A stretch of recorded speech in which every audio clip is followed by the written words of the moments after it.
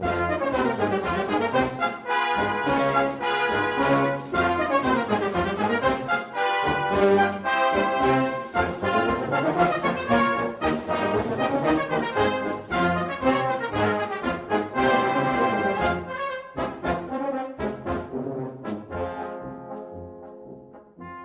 listening to Three's a Crowd, the North East Footy Podcast, with Rye for Borough, Steve for Newcastle United, and Ted for Sunderland.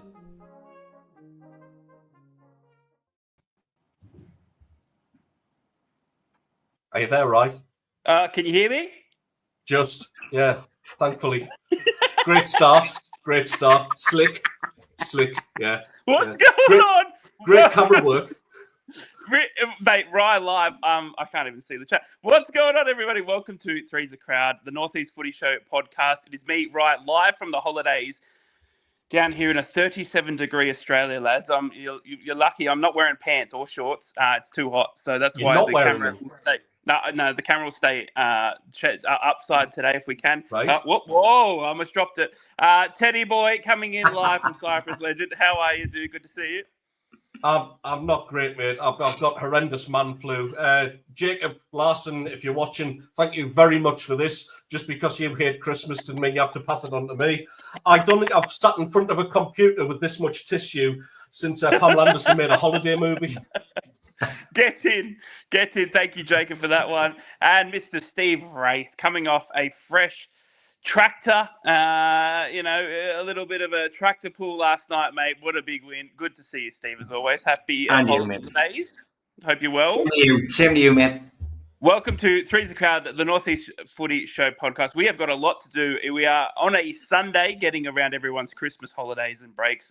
Thank you for joining us as always. Make sure to check out the socials at NUFC Matters, at Ted the Mackerman, at Invictus. We are talking Middlesbrough, Sunderland and Newcastle once a week right here on Three's the Crowd podcast. Let's kick it off with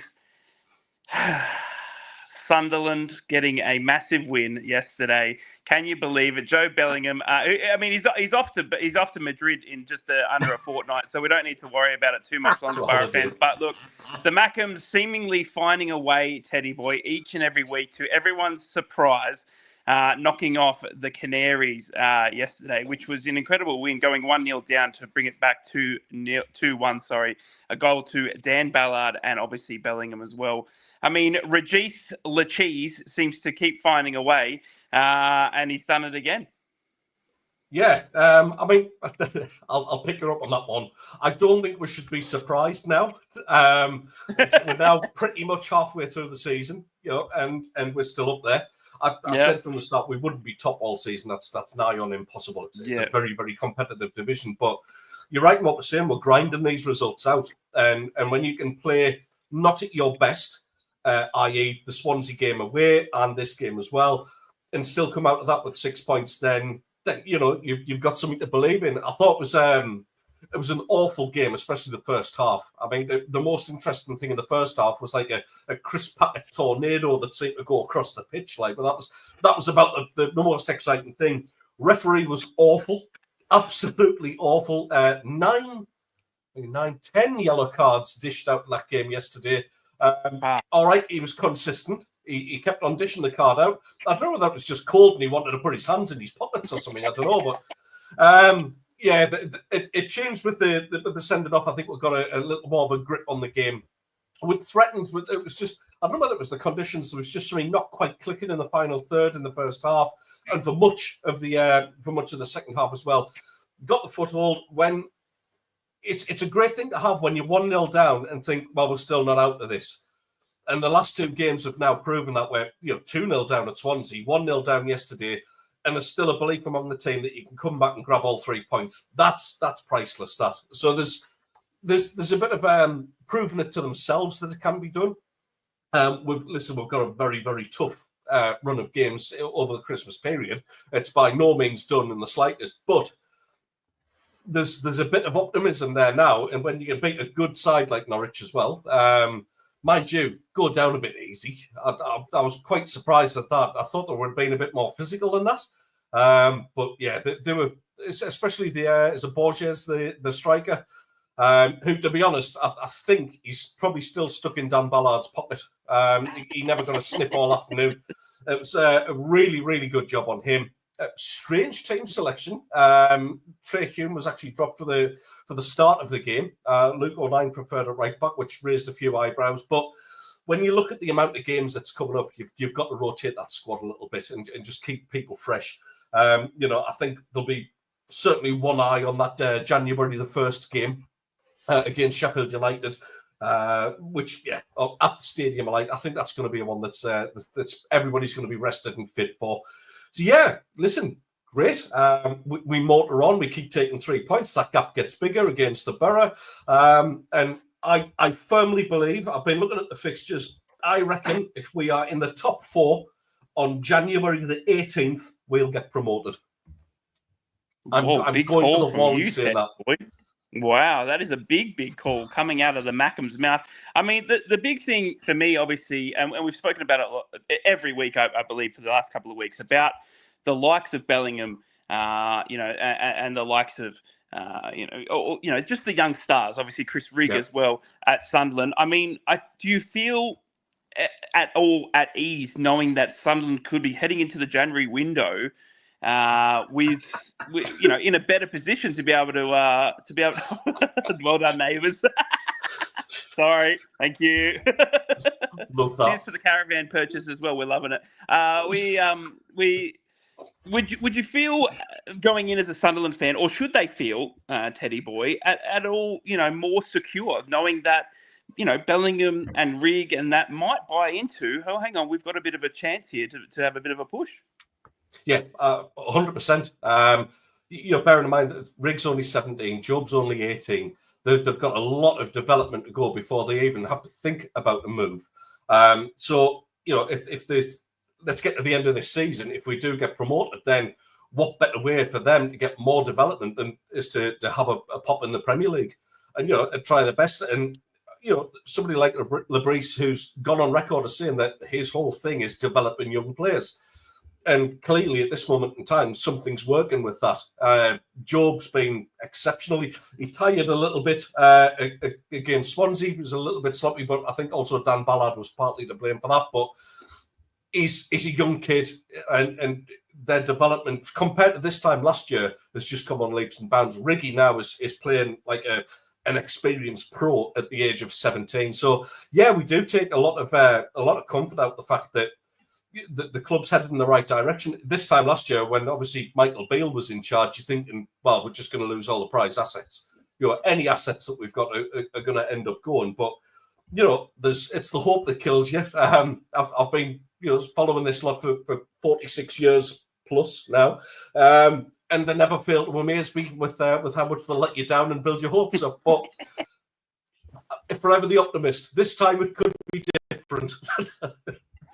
I mean, dare to dream, isn't it? That's the life of a football fan. I mean, we ride the lows, which you had last season plenty of, but then you get to ride the highs, which is seemingly, to everyone's surprise, I think you most at the start of the season would have sat there and said your Leeds, your Sheffield United, the teams that come down from the Premier League, knowing how big that gap is becoming between Premier League and Championship, you'd probably expect that top 3. But Sunderland have surprised everyone, especially the way you finished off last season, the tumultuous run with the changings of managers and all this sorts of stuff. But they've seemingly found a way and seemingly unearthed a gem in a largely unknown, maybe to a more English-based crowd in Regis. I mean, I think he's pushing away decent top-flight managers, and he's coming up tactically every week. I mean, Norwich were no mugs, but Sunderland seem to be able to keep them away. Borja Signs, obviously the top scorer of the Championship as well, out in the wing there for Norwich. So yeah, no, look, it's a credit to Regis, I think, and the work he's doing, that come Christmas, you're now right up there with the best of them, sort of thing. So we need to talk more about them without that surprise nature, and maybe some people need to start taking them a little bit more seriously, i.e. Borough come early January. No, obviously it was a very good win for Sunderland going into Boxing Day now. But speaking of good wins, Stevie McWraith, my, how the Tractor Boys came up and ran out of petrol pretty quickly in an absolute thrashing by NUFC yesterday, mate. Isak with a hat-trick. A man just goes from strength to strength. I tell you, you've had injury woes in the striking department. You've got a young star that you signed from Sheffield United, but I tell you what, Isak, is he the best striker at Newcastle United? No doubt about it. I mean, what a result that was. Coming off the back of a great week. Newcastle, of course, into the semi-finals of the Carabao Cup. Yes. You know, we've had some great runs in recent seasons. We got to the final, of course, a couple of seasons ago. Quarterfinals last year, narrowly defeated by Chelsea, when a game we should have won. This year, back into the semi-finals after a convincing win against Brentford, who just didn't turn up. Really found it strange the way that Brentford set up midweek, not playing Mbuma or Mbuemo, as most of us like to call him. But yeah, it was a strange affair, that. But look, credit to Newcastle. Demolished Leicester, demolished Brentford, and now demolished Ipswich on the road, which, you know, pundits such as Don Goodman, former Sunderland striker, of course, said that Newcastle would collapse at Portman Road. It was inevitable, and that they would not be able to do the business. And Eddie Howe, once again, you know, making the critics eat their words. First time that Newcastle have won back-to-back fixtures 4-0 since 1998. 26 years since that happened. Amazing. But yeah, we are, you know, we are starting to find our form. And I think what I've said on here and what I've said on NUFC Matters is that the international breaks haven't done us any favours. We've been finding our momentum, and then 4 weeks passes, international break, and it's caused us an issue. Eddie Howe always manages to find a way of putting together a run of results. He gets it out of his players. Everyone's on the same page. And I think that's where we're at. Obviously, season of discontent behind the scenes. Amanda Meerdad leaving, we know that affected it. You know, Darren Eales diagnosed with cancer. You know, Dan Ashworth on gardening leave, and Mitchell coming in, not getting a chance to use a window. Newcastle's PSR issues. You know, the list goes on. Add to that now that Newcastle hadn't been able to pay agents' wages and image right wages in September. Behind the scenes has caused an issue. That was a breaking story from David Ornstein in The Athletic this week. Something which we'd actually heard on NUSC Matters anyway, but we thought, that's going to cause problems, because suddenly players are scratching their heads going, hold on, richest club in the world, why can't why they can't pay this and that and the other? So it's been an amalgamation of things which has caused the distress behind the scenes. And, you know, let's look at these other games as well. I know I'm going off on a bit of a tangent here, but I'm just trying to paint the full picture for those people who don't support Newcastle. And that is that, you know, certain games this season, we've just not put chances away. It's not that we haven't been creating chances. We just haven't put the ball in the back of the net. And, you know, Everton's a prime example. You know, over 25 shots on goal and we drew 0-0 and we missed a penalty. You know, that kind of result, you know, had those results gone the way that they should have gone, Newcastle would be sitting second. It's incredible. So I've always said it to you lads since we started working together. The season isn't over in December or whatever month it is. The season finishes in May, and that's when we know where we're going to be at. You know, Ted's just saying there that, you know, he feels that Sunderland will get promoted, you know, if they are, you know, where they are in that stage in January. And that, you know, it's, you know, it is that kind of confidence and positivity. I think I've said on here with Sunderland, they've, in their bad spell, they haven't lost a game. They've drawn games. And Newcastle are doing the same. You know, they're not getting whopped, they're not getting hammered. They're managing to find a way. But yesterday, I was wondering how it was going to be in the midfield. We seem to have found a way of playing Tonali and Bruno together. You know, Tonali more in an 8 role, and it's working. I thought that Joe Linton going out of the team might unbalance us a bit. I think I certainly felt he would have put Longstaff in. He didn't. He went with Willock, which was attack-minded, and it reaped dividends. You know, Newcastle scoring after 26 seconds. And that set the precedent. We were slightly fortunate that Delap wasn't playing. You know, Delap was suspended, but that's the rules. Joe Linton was suspended. They lost Delap. And Delap had scored 6 out of the 16 goals that they'd scored this season. So that was always going to be a bonus for Newcastle. as Barry says, Murphy's shown the kind of form that we needed at this time as well. On the right hand side, that back heel yesterday was sublime. And for me personally, Alexander Isak is shown the world once again exactly what he is. He's only the third striker in the last calendar year to score over 20 goals, and he's in esteemed company. He's with Haaland, of course, at Manchester City, and Cole Palmer at Chelsea. They're the only three strikers to score over 20 goals. So, it's great. It's record breakers, and they're doing well. We're in this busy, and I just did want to say, because I never ever get ashamed of sharing this photo. That was a wonderful game for Newcastle to pay tribute to that man, Sir Bobby Robson, who ultimately was once again respected by everybody in the crowd, Ipswich and Newcastle fans alike. It's the one connection that we have with Ipswich, and what a great connection it is. Nobody ever forgets Sir Bobby Robson, and no doubt about it, he loved both teams, but he would have been happy with that result yesterday. But the busy Christmas period's upon us now, and this is going to be a wonderful 3 games. I'm really looking forward to getting my teeth into this.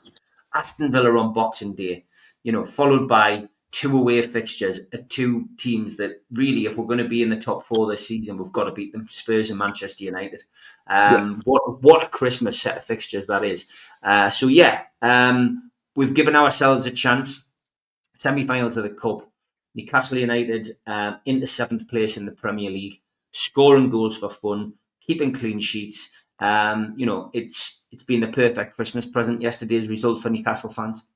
Yeah, I think so. And I think coming off the back, let's put that Carabao Cup fixture obviously right in the forefront here. I mean, Sandro Tonali has probably had his fair share of critics, I would say. I mean, he's been in and out of this Newcastle squad. Can he play with Bruno has been the main question. I think rocking up to that Carabao Cup, he really did, absolutely take the bull by the horns. I felt, and made his mark, if not in that Newcastle United squad, but he sort of put everyone on notice, didn't he? I mean, it was an incredible performance by Sandro Tonali against Brentford. It was incredible. Looking at the stats here as they pop up on the screen, I mean, just look at this. I mean, this is the Sandro Tonali that shocked everyone by signing for Newcastle United. No, everyone couldn't believe when it first happened that how has AC Milan gone and lost Tonali, and he's ended up at Newcastle United. And we saw that sort of Tonali against Brentford and pushed them aside. Now, the cup draw,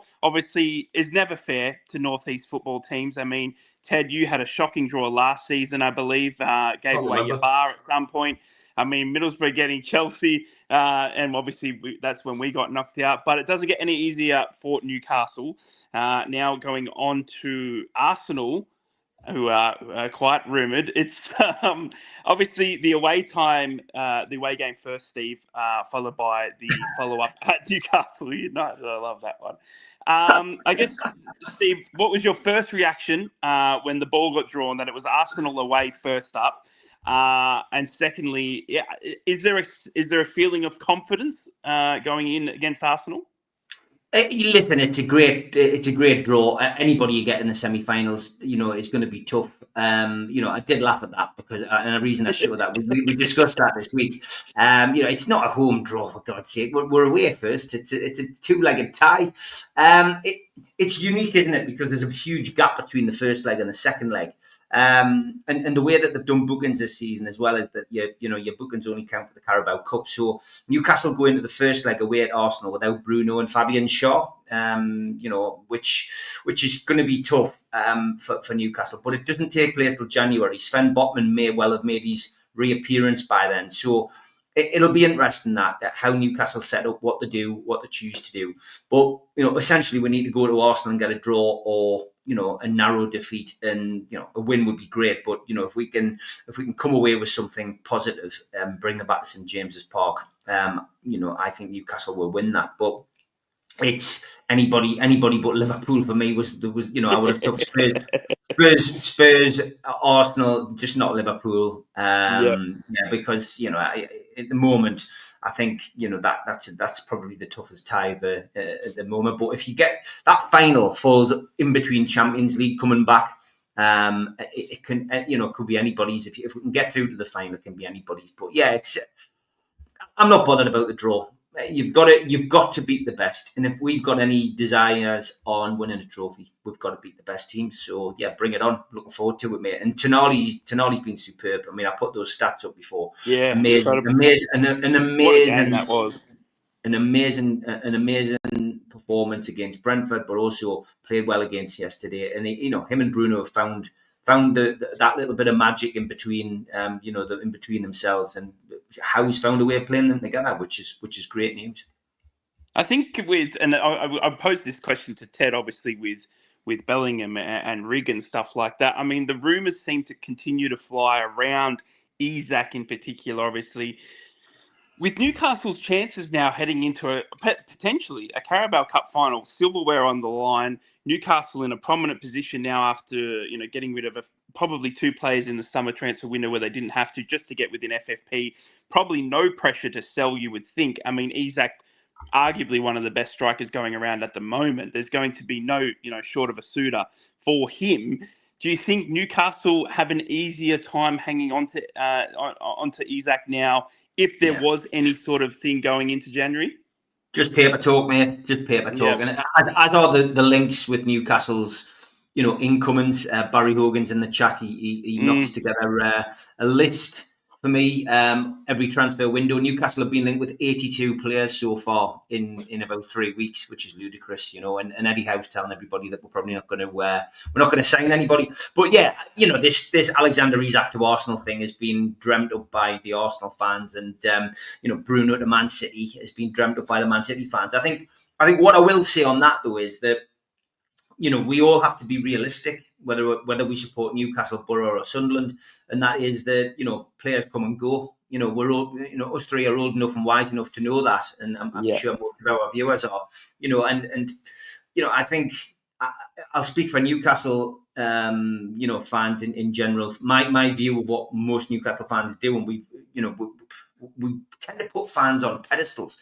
We tend to make out that a player's better than he really is. Well, that's what you do as a supporter. You support your team, you support your players, but we do tend to put people on a pedestal.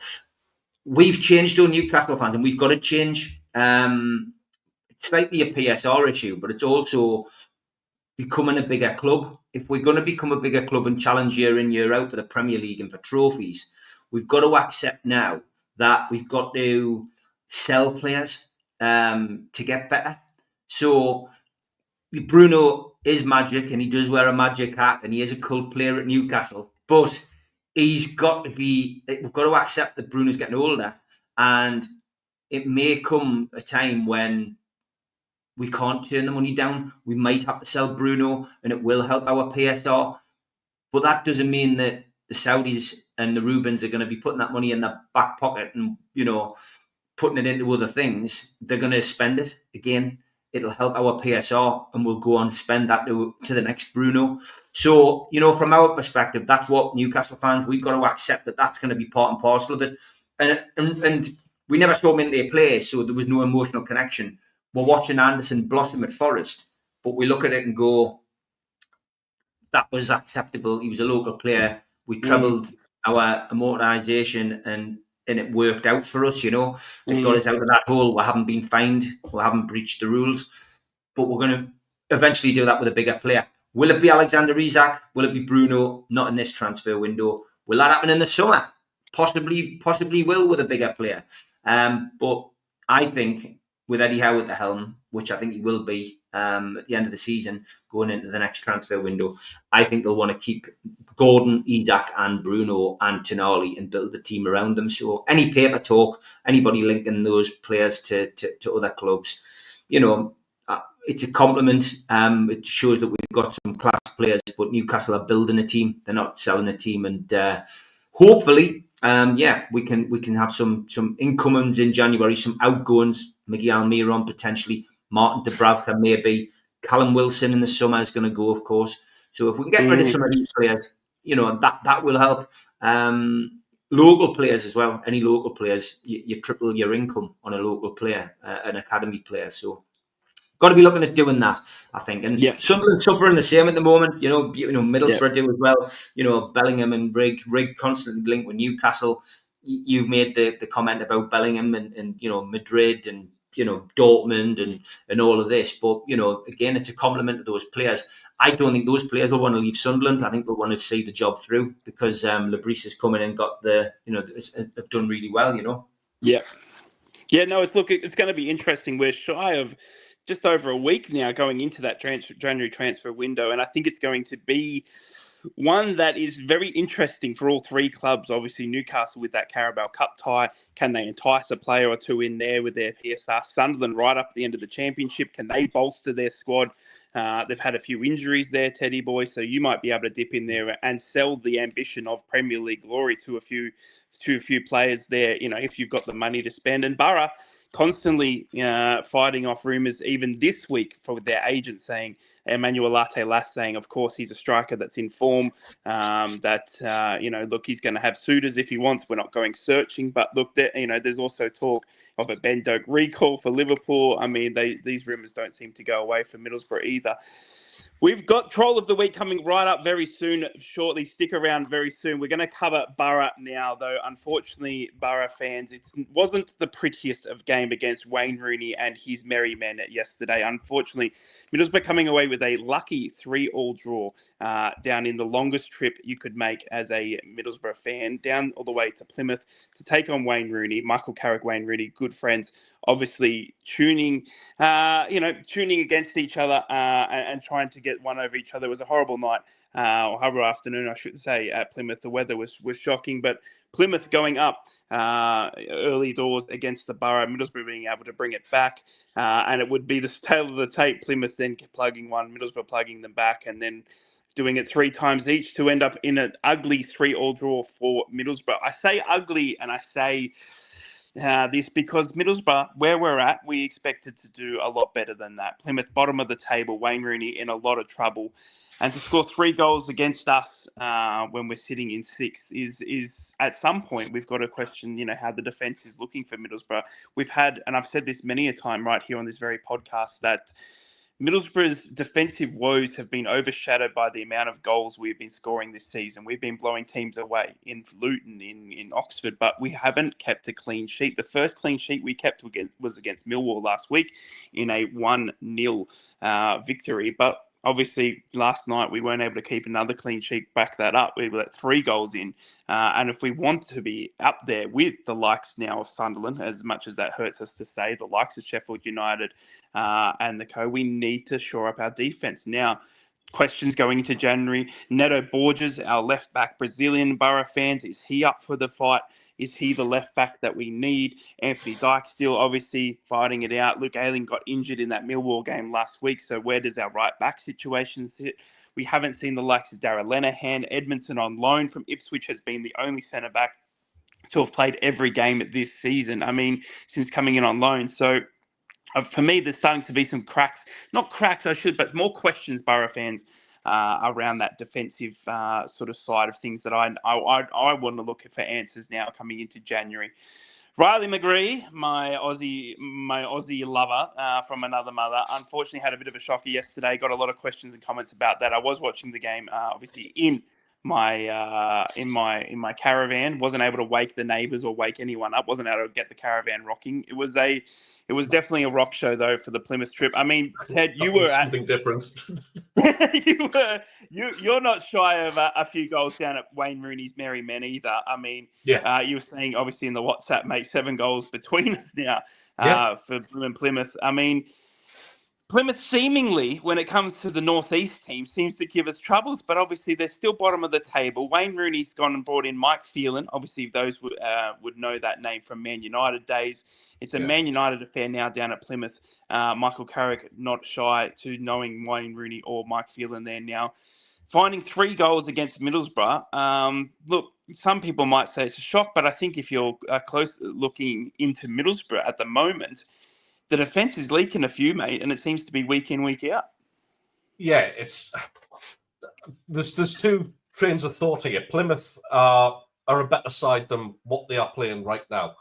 they actually have got some useful players. They've just got an absolutely dreadful head coach that seems to keep on getting employed for some reason. Same with Lampard. I mean, Coventry got tonked yesterday off Portsmouth, and these people are getting jobs just based on the name or the reputation they had as players. Never ever going to doubt what they were as players. The likes of Rooney and Lampard, fantastic, but for some reason, we talked about Morgan Whittaker last season as one of the absolute bright, up-and-coming, real standout performers in the Championship. And he's got bags of ability. I still say now, I still think Morgan Whittaker is one of those who could go on and play Premier League football quite comfortably, more so than Jack Clarke, because he's got a bit more about his game. Now, he's gone to bits this season, and it can only be instructions that he's been given. I think Rooney is absolutely a walking pantomime of a head coach. He really is. Borough themselves, listen, everybody's giving away these sloppy goals at the minute. We're doing the same. Again, we lost a goal to a dead ball situation, and I don't think anybody is in the Championship is actually standing apart and being a real class defensive unit. Pains me to say it because we both hate them. Sheffield United probably the only ones where they are really quite tight and cohesive as a defensive unit. But the rest of them, everyone's given those goals away. You look at that game against Swansea, where the first goal that we gave away was absolutely atrocious. Pato should have had that, the keeper. Keeper's ball all day long. Instead, everybody's hesitant. They give it away, and that's that. Sloppy mistakes, giving away the free kick that led to the second goal. It's one of those things where at the minute, and Steve will identify this from a few years back, it's almost like the entertainers' football. It's like, all right, we're going to concede 2, but we're going to score 3. And that's kind of the Championship this season. It's weird. Great to watch as a neutral, as me. Well, it's given us heart palpitations, to be honest. But defensively, nobody's standing out. Those gaps do have to be plugged. But join the queue, mate. I think everyone's given away sloppy goals. Yeah, no, it's something that I think Middlesbrough are going to start to look into potentially again. Middlesbrough fans, my question to you, for those in the chat, and if you are watching this back as well, make sure you comment down below what you think each 3 of the Northeast clubs should be looking at in January. We are obviously just over a week away, but Newcastle, Middlesbrough and Sunderland, will it be a case of holding on to our star players? Will it be a case of being able to go and recruit wisely? Who do you think you need as a Middlesbrough or Sunderland or Newcastle fan? Make sure you let us know. We'll pick that up. But it is time for everyone's favourite. It is Troll of the Week.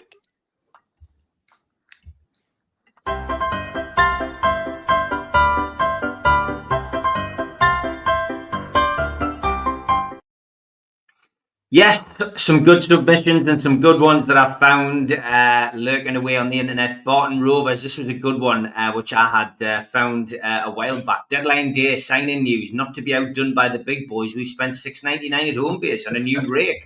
Non-league, it's how we roll. Starting with Barton, you'll see where I'm going. Manchester City defeated the Etihad. San Marino Football Club said, "Hello, please play against us. I think we can beat you." Wow. And keeping on the Man City tone, Pep without Rodri. Harry Hill for our Australian Borough fans. One thing about football fans is we've got good wit. One leg. That is absolutely superb. Absolute legend. Well done. Well Brilliant. done. And Jimmy, not quite football related, but still a good bit of trolling here. Magic Mike grossed 167 million. If you still think girls like dad bods, keep dreaming, pal. Sam replied, Shrek grossed 484 million, just so we're clear. Exactly. Yes, Sam. Exactly. Yes, Sam. VAR in Sunday League. Cheers, Gary. And the football community, El Bretland. Craig Dawson is Everton's joint second top scorer of the season. He plays for Wolves. Wow. But we did start with Barton. We'll finish with Barton. Shearer was a liar and a snake. If Newcastle didn't appoint him, I believe that group would have survived. Don't be telling porkies, Mary Poppins. Joey. Definitely the troll of the week this week. If you've got any of those to send us, please send me an email, nufcmatters1892@gmail.com, or send me, Ry, or Ted anything on the internet, on X, and we will feature it.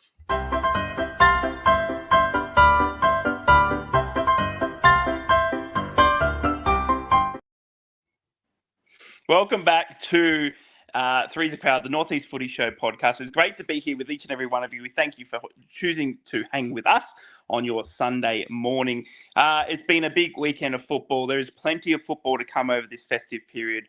And then we go straight into a very big January period. We were talking about this just before. Make sure you let us know down in the comments of each channel what you think your club needs come January. Is it holding on, or is it getting rid of?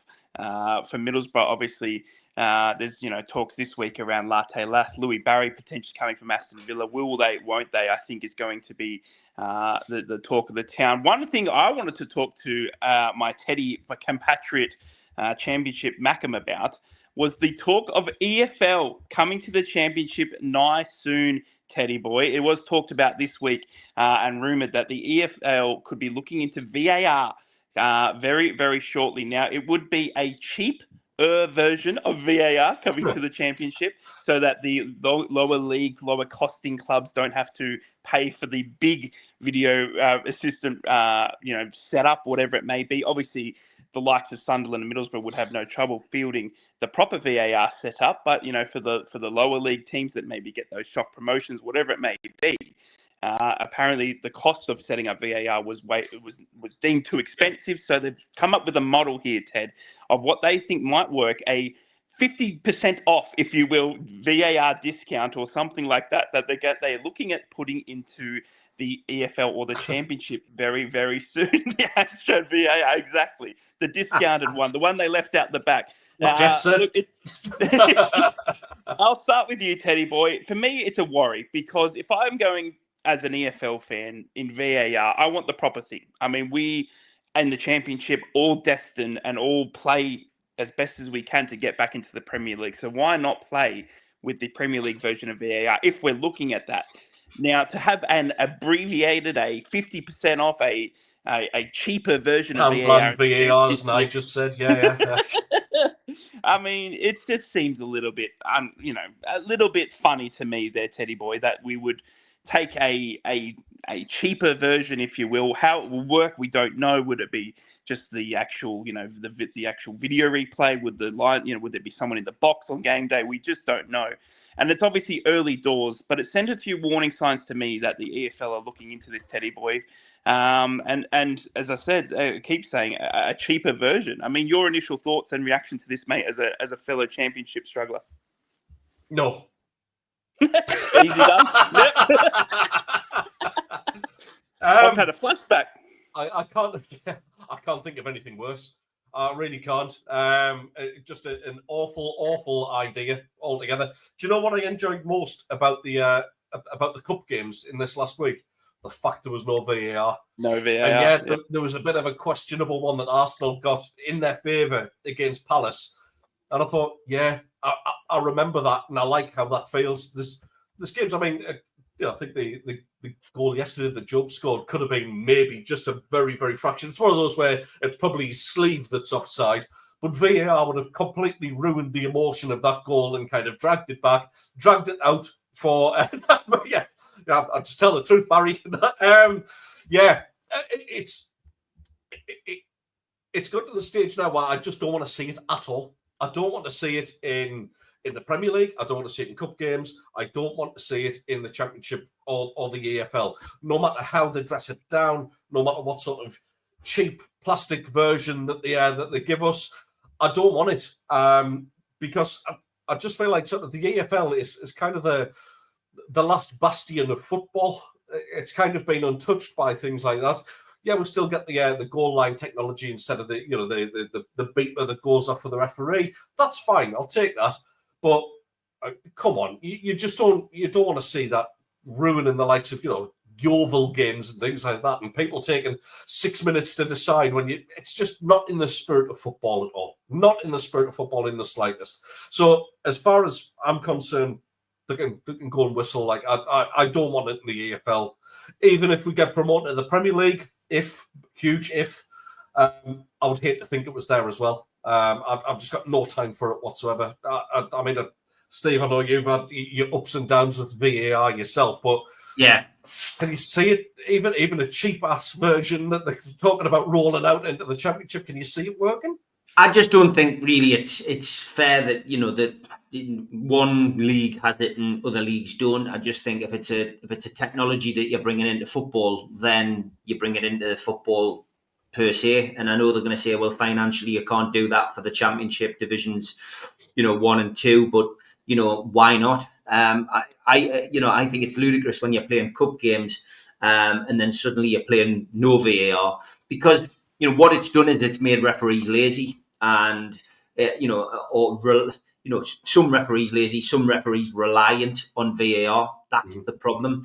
We've got a situation where referees have forgotten how to make a decision, or have forgotten what a foul is, or what an offside is, because they're reliant on technology bailing them out, and reliant. They know that if they make a mistake, it's going to be picked up by the VAR official, and they then they don't have to get things right. I mean, I know they're judged. I know that they're marked out of 10.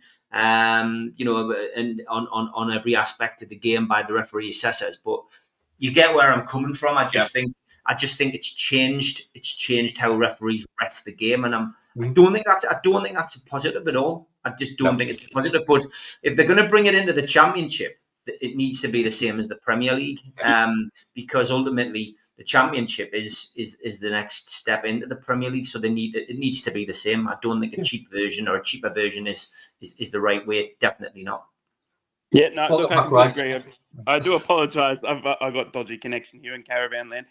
Look, no, I completely agree. And look, as I said, straight off the bat, my first initial thought was, yikes, if we're going to have VAR in the Championship, let's have the proper thing, because we can't be going half, because then it just changes again if we do get promoted. Plus, look, I get it. I'm trying to accommodate the lower leagues, obviously the lower teams coming up, but eventually they're playing for, they want to be there as well. So I'm sure we can come up with something. But I think for us, if it's not the proper thing, scratch it, and we just stay as status quo. Don't go changing things that don't need to be changed at the moment. Yes, we get decisions week in, week out that are wrong, but we live them because it's human error.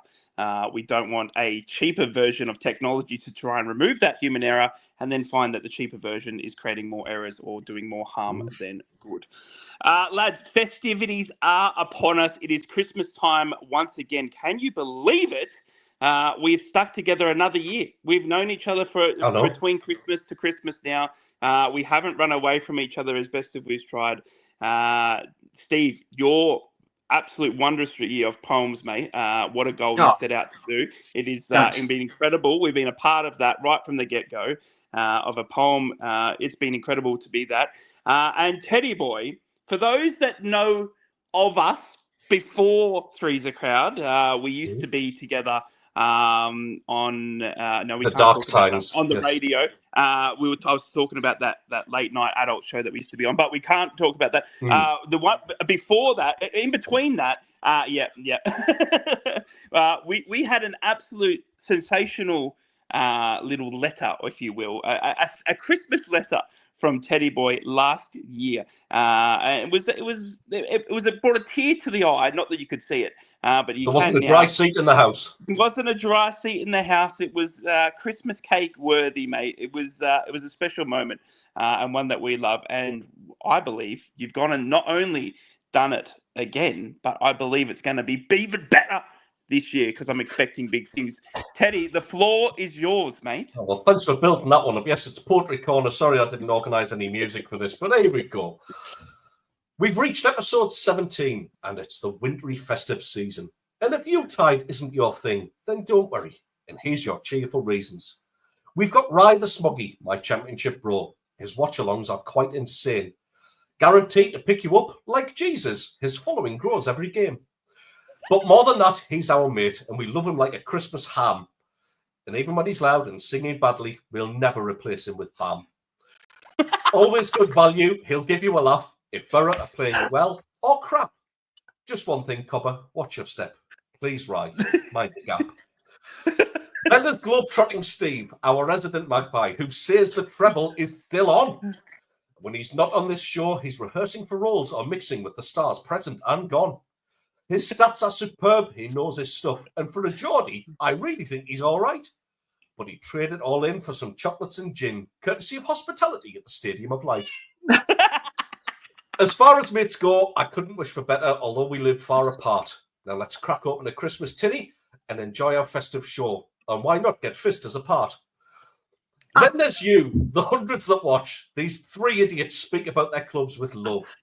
While this poem isn't much, it's all I can give, even though you're probably wishing to be a few places above. Thanks for being with us. You're why we do this, and we promise you we have a blast. So it's Merry Christmas to you all, Geordies, Mackems and Smockies, from the Three's a Crowd Northeast Footy Podcast. Well done, Brilliant, boy. God, Brilliant. You're good at that, hey? Big Tom shout out. Tom asks, what do we think of the boxing? Well, I wrote a poem about the boxing, Tom. He So did. there you go. He did.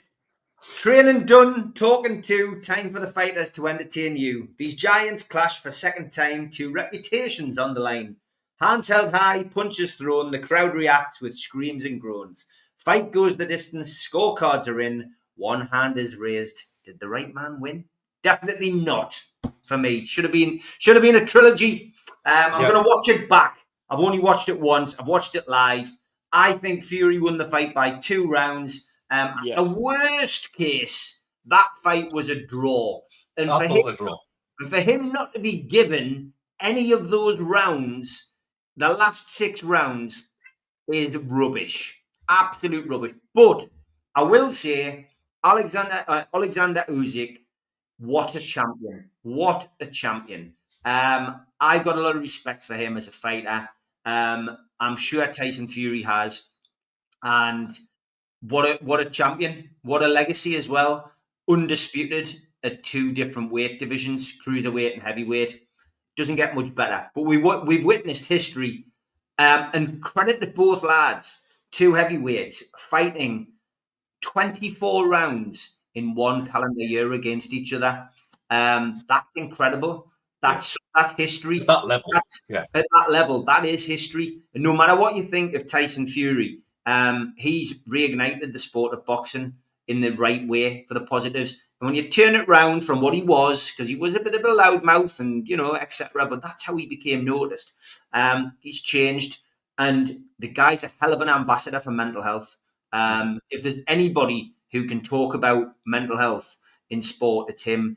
Being at the depths of despair that he was, to come back and become the lineal heavyweight champion of the world.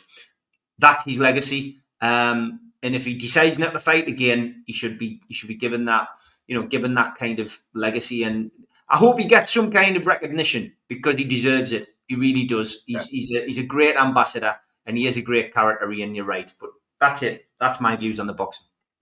Yeah, no, look, it was I didn't catch the fight, obviously, but I watched the highlights this morning, Australian time, and my goodness me, look, boxing needs to have a big look at how they score them. I think we need to, that's all, we'll leave it there. Lads, festivities are upon us. Merry Christmas to one and all, especially to you, the fans of Three's a Crowd podcast. We love each and every one of you. We wish you all a Merry Christmas if you do celebrate it.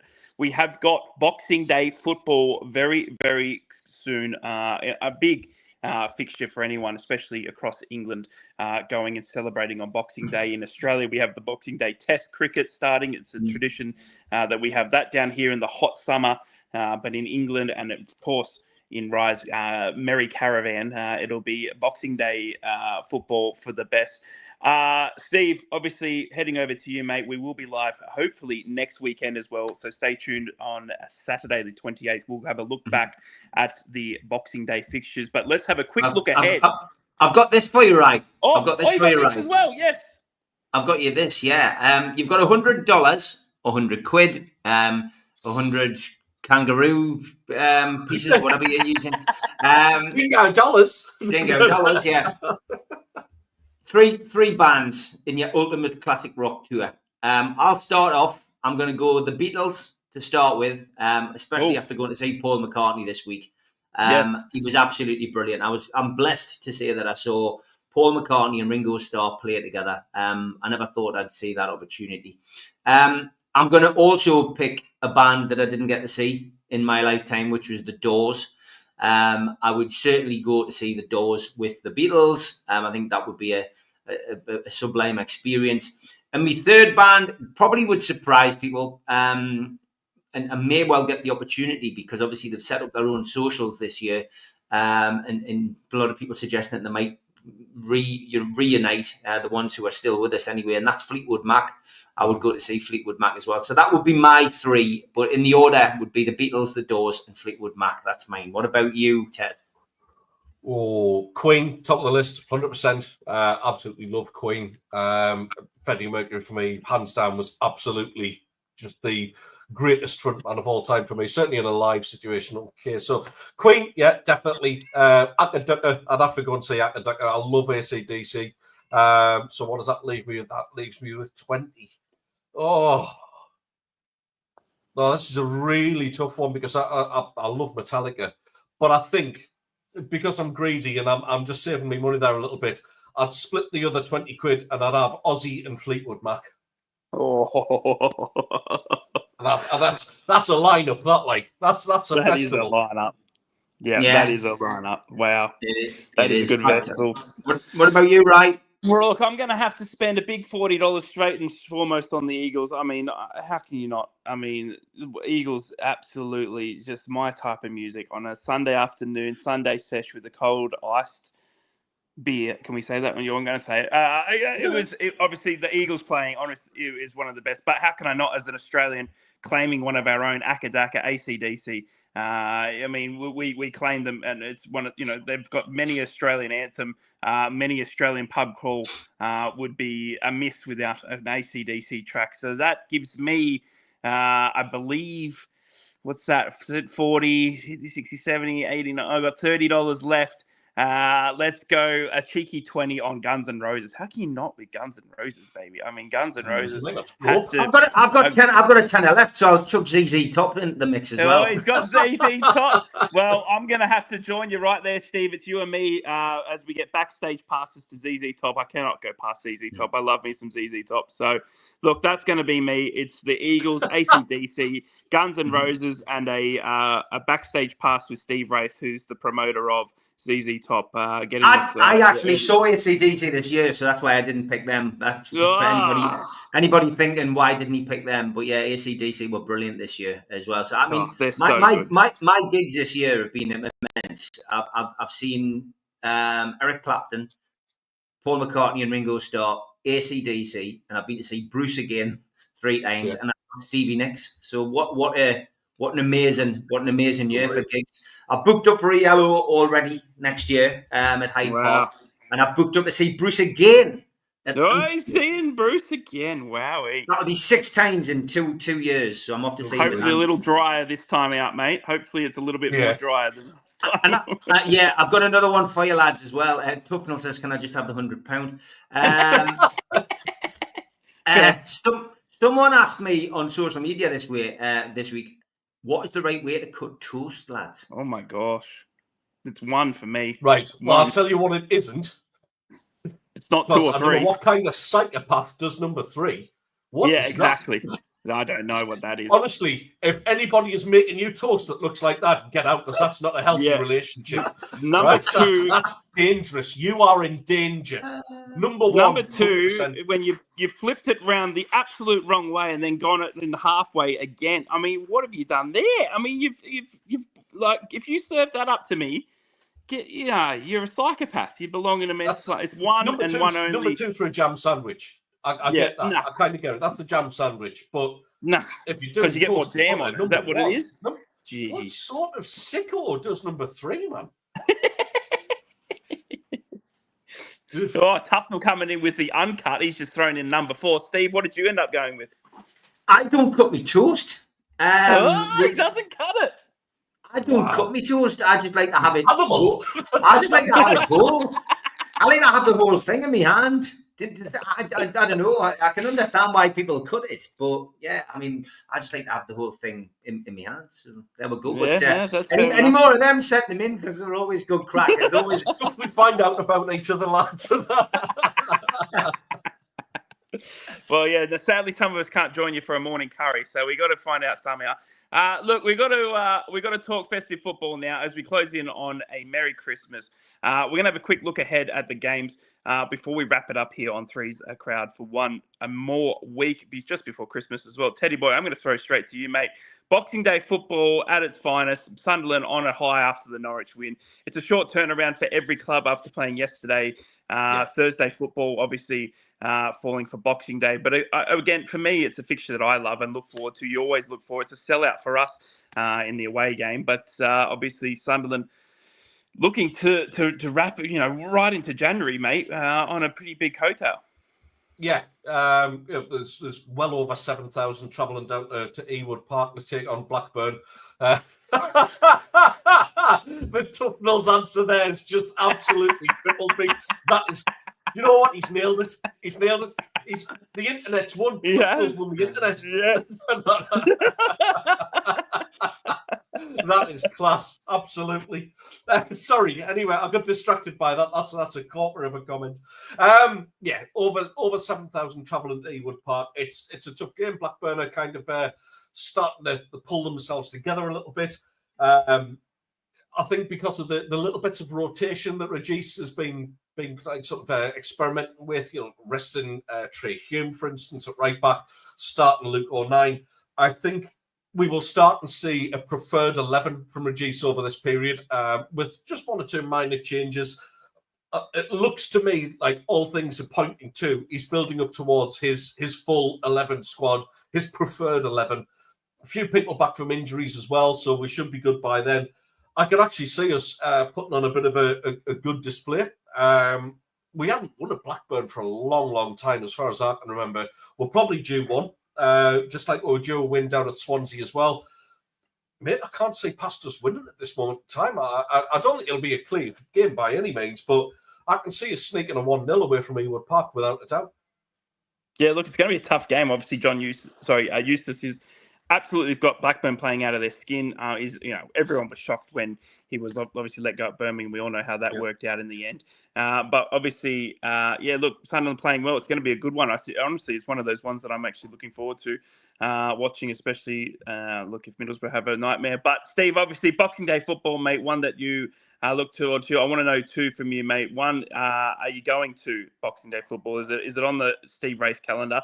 And two, how you see this game playing out for Newcastle? Yeah, we've got a home game on Boxing Day. Any Newcastle fan will tell you we don't do very well on Boxing Day usually, but I think this will be a different matter.